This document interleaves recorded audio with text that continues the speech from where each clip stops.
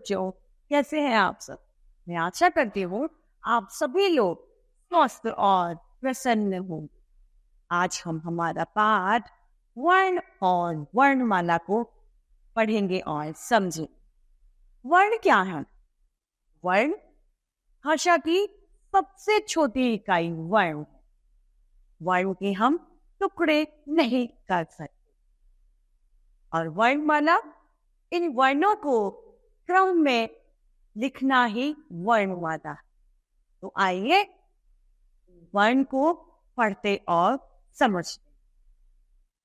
तो ये है हमारा पाठ 2 वर्ण और वर्णमाला। जब हम बोलते हैं तो हमारे मुंह से कुछ ध्वनियां निकलती हैं। इन ध्वनियों को वर्ण कहते हैं। जैसे एक चित्र में हमें नल दिया है और मोर दिया गया है। न नल। न कैसे लिखेंगे? न हलंत में अ जोड़ा और ल हलंत में अ जोड़ा, फलस्वरूप हमारा शब्द बन गया नल। अगला है मोर। म हलंत में ओ और र हलंत में अ जोड़ने पे हमें शब्द मिलेगा मोर। इन ध्वनियों को और छोटा नहीं किया जा सकता। क्या नहीं किया जा सकता? छोटा नहीं किया जा सकता।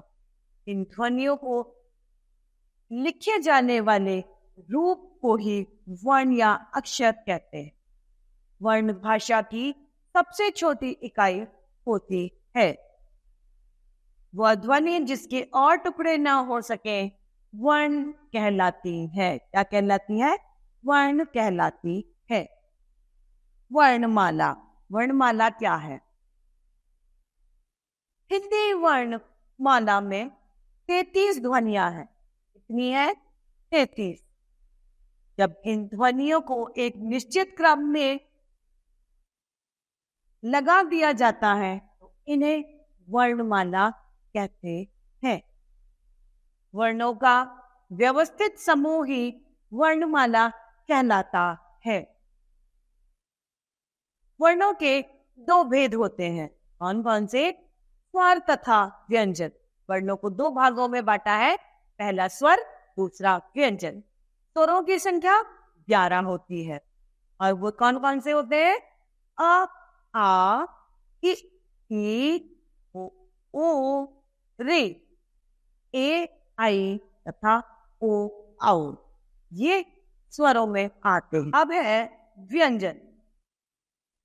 व्यंजन जिन्हें बिना स्वरों के हम नहीं बोल सकते, व्यंजन कहलाते हैं।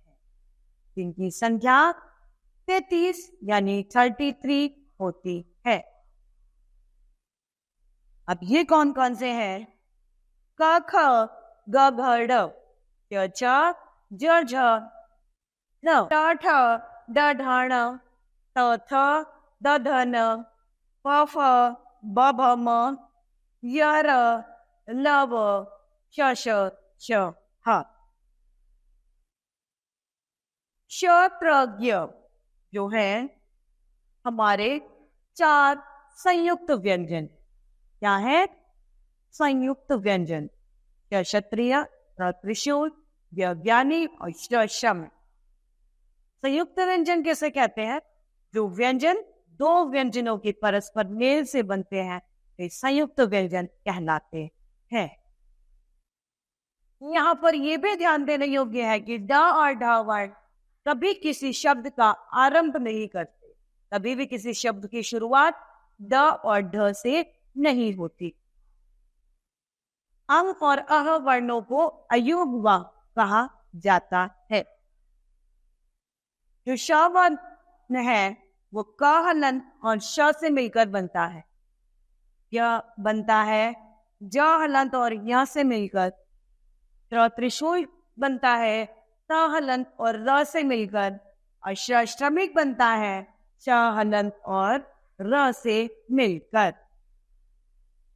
अनुस्वार तथा अनुनासिका। अनुस्वार वर्णों के ऊपर एक बिंदु लगाया जाता है जिसे अनुस्वार कहते हैं।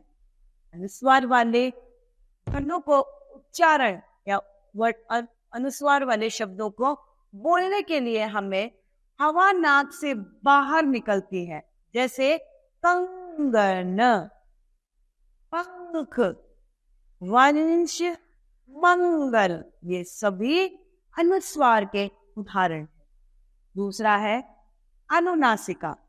अनुनासिका को हम चंद्र बिंदु भी कहते हैं। क्या कहते हैं? चंद्र बिंदु। ये वर्ण के ऊपर लगाया जाता है। अनुनासिका वाले वर्णों के उच्चारण में या उनको बोलने में हवा नाक और मुंह दोनों से बाहर निकलती है, जैसे सांप, पांच, माघ, कांच, ये सभी चंद्र बिंदु के उदाहरण हैं। तो यहाँ पर इस पाठ को संक्षेप में एक बार देखते हैं। पहला, वह ध्वनि जिसके टुकड़े नहीं किए जा सकते वे वर्ण कहलाती है। दूसरा, वर्णों का व्यवस्थित समूह ही वर्णमाला कहलाती है। तीसरा, वर्ण के दो भेद होते हैं, स्वर तथा व्यंजन। स्वरों की संख्या 11 तथा व्यंजन की संख्या 33 होती है। अंग तथा अह वर्णों को अयोगवाह कहते हैं। क्या कहते हैं? वर्णों को अयोगवाह कहते हैं। तो इस तरीके से बच्चों हमारा ये पाठ समाप्त होता है। मुझे आशा है आप सभी लोगों को यह पाठ भली भांति समझ में आया। तो आज के लिए इतना ही, फिर मिलते हैं। धन्यवाद।